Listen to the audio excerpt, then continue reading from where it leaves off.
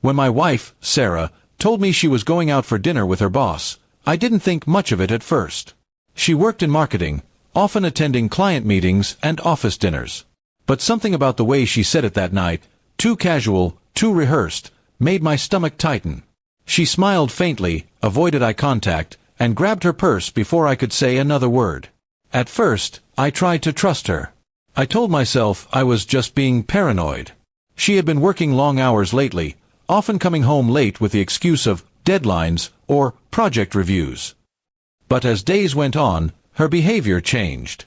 She stopped talking to me like she used to, avoided family dinners, and spent more time glued to her phone, smiling at messages she quickly deleted. That night, when she left for her so-called dinner, I decided to test my doubts. I waited for half an hour, then drove toward the restaurant she mentioned. I parked my car across the street, my heart pounding like a drum. When I finally saw her walk in, she wasn't alone. Her boss, Mr. Harris, followed close behind. What stung wasn't that they arrived together, but that he held her hand as they entered. I sat there in silence, staring at the scene through my windshield. They laughed, leaned close, shared private smiles, the kind we used to share. My hands trembled, not from anger but from realization. The woman I loved was now emotionally somewhere else, and I didn't know how to bring her back. I didn't go inside. I just drove home, numb and hollow. When she returned later that night, her perfume still fresh and her lipstick slightly smudged, I was sitting on the couch waiting. She looked startled. "You're still awake?" she asked softly, pretending everything was normal. I nodded slowly and said, "So, how was dinner with your boss?" She froze for a moment before replying, "It was just work, you know that." I smiled faintly and said, "Good. Because I had dinner with my lawyer." Her face went pale instantly. "What?" she whispered, her voice trembling. "I said," I repeated calmly, "it's only fair. I let you have dinner with your boss, and I'll have dinner with my lawyer. You call it dinner, I call it divorce." She stood there speechless for several seconds, her eyes filling with shock and disbelief. "You can't be serious," she finally said, her tone breaking. "It was nothing like that. You're overreacting." I handed her the envelope from my lawyer, divorce papers already prepared. "Sarah," I said quietly, "marriage isn't built on excuses and late-night dinners. It's built on trust. And you broke it."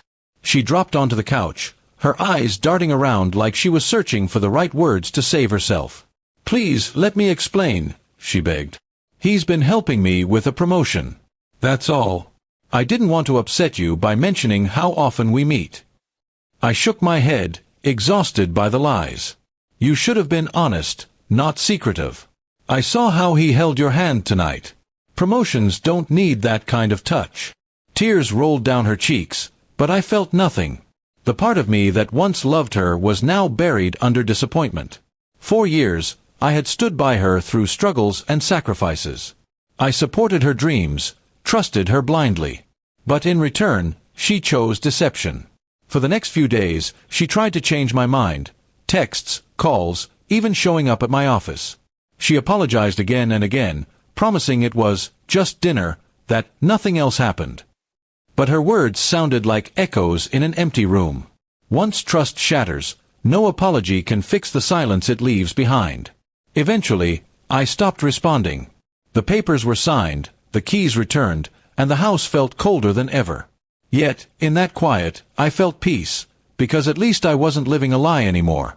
Months later, I heard she had quit her job. Her boss had apparently moved on, leaving her career and reputation in ruins. Maybe that was karma, or maybe it was just life's way of balancing things. Sometimes I still think about that night, about how one dinner ended a marriage. But I've learned that the truth always finds its way out, no matter how deeply someone tries to bury it. And now, when people ask what happened between us, I simply say, she had dinner with her boss. I had dinner with my lawyer. We both left full, but for very different reasons.